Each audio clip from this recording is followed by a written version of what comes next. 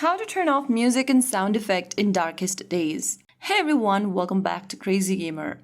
Are you playing Darkest Days and want to turn off the background music while keeping other game sounds? Firstly, open up the Darkest Days application on your device, and once you're inside the game, tap on the tablet menu at the top right corner.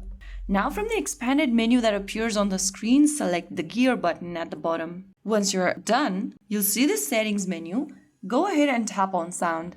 Under sound, lower the background volume. You'll see a little BGM volume option. Just go ahead and slide that towards the left and keep it to 0 if you want to turn it off completely.